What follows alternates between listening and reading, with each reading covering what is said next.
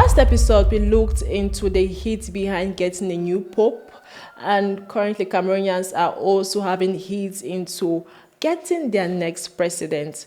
We had covered an episode talking about one of the candidates, Honorable Cabral Libri, and many of you said I should do more episodes talking about the other candidates. I remember in the episode I had said I would do that, and I'm delivering today too. We're going to look into another candidate, Honorable Joshua Osih. This is a report. I'm your Senegal Doris. But before getting to the video, make sure to like and subscribe to the Next Generation Media channel so you don't get to miss out on any of our subsequent videos. So Joshua Osih is a politician, a businessman. He's the first Anglophone to sit on the parliament in Douala. He also was the candidate that the SDF brought forth for the last elections that took place in 2018, where he came out on fourth. We had President Pobia who won the elections. We had Cameroon who was second, and we had then Honorable Cabral Libri and then Joshua Osih. This year again, he has been nominated once by the SDF to represent the party in the coming elections. We had this article that was released by the Guardian Post where they say the presidential election, SDF picks Osih again. It goes further to say the national chairman of the Social Democratic Front, SDF, Honorable Osih Joshua, has again been designated as the party's presidential candidate at the October 2025 presidential elections. The politician and lawmaker representing Littoral Center constituency at the National Assembly was elected at an extraordinary convention of the SDF held over the weekend in Yaoundé. The elective convention that produced Honorable Osih as SDF's presidential candidate saw in attendance delegates from across the country. It was attended by members of other political parties, including presidential aspirants Barrister Cameroon and Honorable Cabral Libri of the PCRN party. It will be the second time Honorable Osih Joshua will be representing the CDF at the presidential elections in the country. When Honorable Osih first did so in 2018, he came on a distant fourth position behind winner President Pobia, runners-up Prof. Maurice Kamto, and Honorable Cabral Libri. Oh, okay, so the runner-up was not Cameroon, it was actually Maurice Kamto, yeah. It further goes to say it was the most disastrous result ever recorded by the SDF since it began participating in presidential elections in 1992. So the SDF party, after putting up Joshua Osih last year, had one of the most disastrous results they have had, and they thought it wise that for this year's election they should once again elect him to be the one to stand up for them in the presidential elections.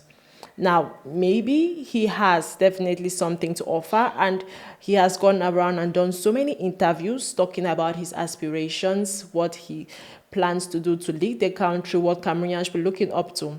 So firstly, we have this video of him talking about his intent to stop the Anglophone crisis with his first 100 days in office. Let's watch that. The ongoing conflicts in the northwest, southwest, and far north regions weigh heavily on our national conscience. In all, over 900,000 displaced citizens, countless lives disrupted, communities torn apart. This is the price of failed leadership. The STF commits to resolving the violence of these conflicts through dialogue, justice, and concrete action within our first 100 days in office. So that is his promise to those suffering from the Anglophone crisis in the northwest and southwest regions. He promises to end the crisis in 100 days. And watching this video, it took me back to Donald Trump. His promise to end the Russian and Ukraine war, his first day in office. Let's watch that video. I will prevent, and very easily, World War III, very easily. Before I even arrive at the Oval Office, I will have the disastrous war between Russia and Ukraine settled. It will be settled quickly. Quickly. I will get the problem solved, and I will get it solved in rapid order. And it will take me no longer than one day. I know exactly what to say to each of them. I got along very well with them. So he'll end the war in one day. That was Trump's promise to the world. He was going to come and in one day solve the Russian and Ukraine war. But that promise wasn't met. Because presently we still have the Russian and Ukraine war ongoing. So the question is, What about Joshua Osih planning to stop a war that has been ongoing for 6 years in the first 100 days in office? He might be able to do it, but one thing that is very common about these both individuals, their promise that they made was action. What are the actions? He talked about concrete actions. We're going to talk about dialogue. What exactly are you planning on doing? I think I've mentioned this in other episodes. Many times these politicians come, their candidates come and talk about everything that we need.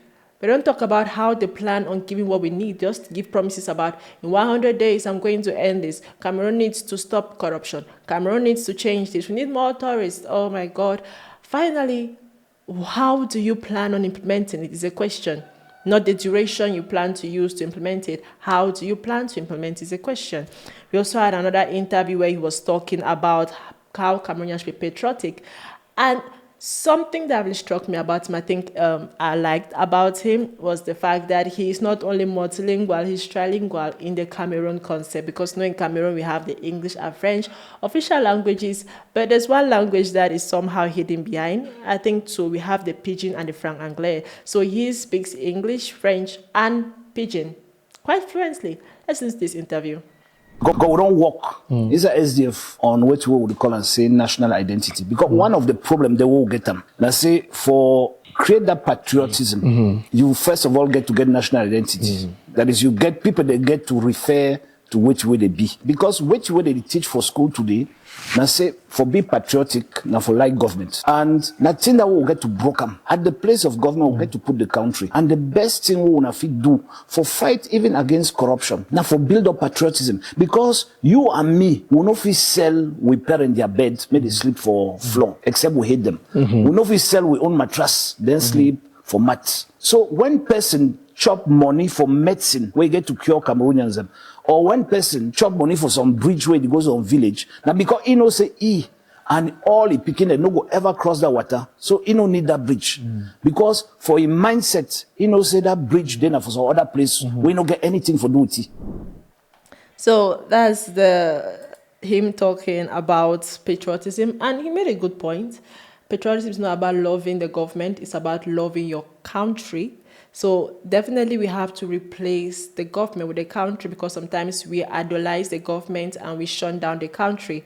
We are somehow promoting images of people like, oh, the minister, the this, the governors, all these people are so great. And we're like, Cameroon is a trash country. While if we're to give more love to our country than we are upholding the government, we might actually get a win. But is that what we should be looking into? Is that something that qualifies him now as the next president? Maybe for some. We also have this other interview he gave, which I found very, very educative on how Cameroonians should go about choosing their next president. Let's listen to that. Les jeunes Camerounais ne se rendent pas compte qu'ils ne votent pas pour quelqu'un, ils votent pour eux-mêmes. Quand on vote pour soi-même. Et quand on décide... Donc pour tes propres intérêts. Pour tes intérêts à toi. C'est qui est-ce qui va faire en sorte que, au bout de la fin du mandat, je me porterai mieux. C'est de ça qu'il s'agit. Parce qu'on confond un peu le soutien à un parti politique ou à un candidat au soutien à une équipe de football. Ce n'est pas la même chose. C'est un déficit de culture politique qui fait en sorte qu'on pense que c'est comme au football et on va avec son équipe et on meurt pour... Non, on vote pour ses propres intérêts. Yep, and that is so true. That's so true. I think that's the mentality that every single Cameroonian, every young, old, mid-aged Cameroonian should have in mind. Very soon, coming October, we are going to have to vote for the future of this country. And in as much as we are voting for the future of the future of a country is built on the individual future of each of the citizens. So whenever you're looking into who should I vote for, it's not what party am I voting for, what person am I voting for, is this person I'm voting for in my interest? So listening to Joshua Osih, as I would still say he is similarly in the line of all the other candidates that I've heard so far. They're talking a lot about, Cameroon. I like the fact that at least with these candidates, we're getting them speak. We're getting them go out there, do interviews, speak to people, have all these interactions, which is good. But at the end of the day, we're asking, what is the end point of the interactions? when you go and meet these people and talk about, oh, corruption needs to stop, we need to stop this and stop that and start tourism and start all these things, no one is really mentioning, this is what I'm going to do, okay? If I'm going to stop this one in the next 100 days, I'm going to start by doing this. We're going to change maybe these things concern the Anglophone areas. We're going to implement this and implement that so that we are aware, oh, maybe this is what we should vote for. So in the same sense of maybe appealing to us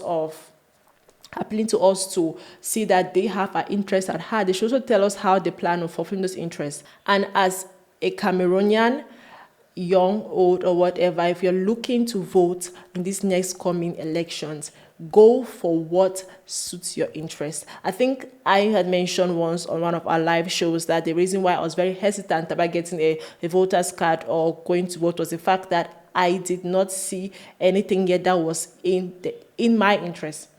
In my interest. So if you're going to vote, you should not be, I'm just going to vote for this person or that person. But now, when you look into all the different people who are offering things, you should ask, this person offering something in my interest. When I put this person in power, is a person going to help my life be better? And that's what every Cameroonian should be looking for, not just the person that has the best social media post, the person that is mostly online, is the person looking out for your interests.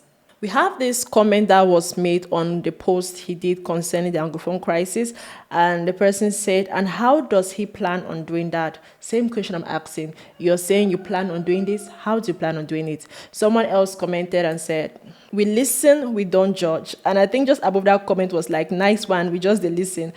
I really like the fact that Cameroonians really know how to put fun in everything. Like, they can be in the most outrageous situation, the most intense situation. Like, this is a very core moment for Cameroonians. We are looking to a point where we are trying to transition into a new president, and they still have the time to make jokes under these things. And clearly, even if it's a joke, that is what all Cameroonians are doing at this point in time. We are just listening, because at this point, all the politicians are doing is speak with no actions. They're just giving us words on what they're saying and what they did. And we've not actually seen what these people have done in the past that will make us want to believe that they can do better now in the future. But we're listening to them. And that all we can do is we can listen, and we're not going to judge them. But we are going to finally go to the person that suits our interest. At least a wise person should go to the person that suits your interest, right? But that's all for this video, guys. Let me know how you feel about this particular presidential candidate. Are you someone who believes in what he's fighting for? Do you believe that this candidate should speak more on how they plan on acting on their various proposals? Let me know down in the comment section below. But before you go, make sure to like and subscribe to the Next Generation Media channel so you don't get to miss out on any of our subsequent videos. Bye.